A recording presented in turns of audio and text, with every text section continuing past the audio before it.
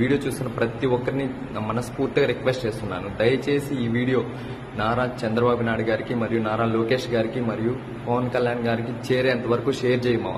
నేను దేశం కోసం ప్రాణాలైనా ఇవ్వడానికి నేను ఈ బార్డర్లో రెడీగా ఉన్నాను. కానీ నా కోసం నువ్వు ఒక్క హెల్ప్, ఈ వీడియోని షేర్ చేయమా ప్లీజ్.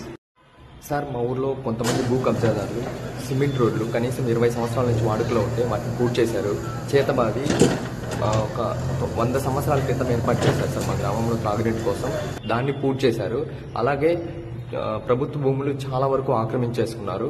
అండ్ ఇంతే కాకుండా చెరువులు కనీసం 10 ఎకరాల వరకు ఆక్రమించుకున్నారు. ఇవన్నీ అయిపోయాక మేము రెవెన్యూ అధికారులు కూడా ఎలాంటి స్పందించకపోవడం వల్ల వాళ్ళు గ్రామంలో ఉన్న పట్టాదారులపై దాడులు చేస్తూ వాళ్ళ పట్టా భూములు కూడా కబ్జా చేయడానికి ప్రయత్నిస్తున్నారు. మా అన్న బెంగళూరులో జాబ్ చేస్తాడు సార్, నేనేమో ఆర్మూడ్ ఫోర్స్లో ఉన్నాను. ఈ క్రమంలో వాళ్ళు మా అమ్మ మా నాన్నకి ఎవరు ఇంటి దగ్గర తోడుగా లేరనేసి నా ల్యాండ్ని కబ్జా చేయాలనేసి మా ఫ్యామిలీ మీద దాడులు చేస్తూ ఎన్నో ఆక్రమణలు చేస్తున్నారు sir.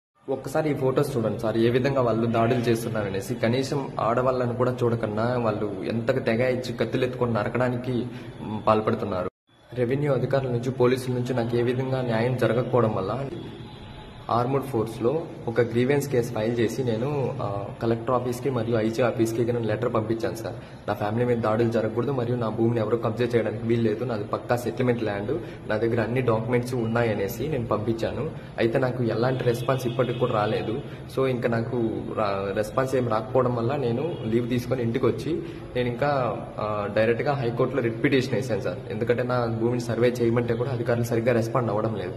So high court last month April 3వ తేదీన ఒక ఆర్డర్ ఇచ్చింది సార్, నా భూమిని ఖచ్చితంగా 3 months లో కొలిచి నాకు ఇవ్వాలని చెప్పి. నేను హైకోర్టు నుంచి ఆర్డర్స్ తెచ్చుకున్నా సరే ఈ కబ్జాదారులు సర్వే వాళ్ళు మా ఊరికి వచ్చి నా ల్యాండ్ను కొలుస్తుంటే ఈ కబ్జాదారులు అనేది కొలవనివ్వడం లేదు సార్.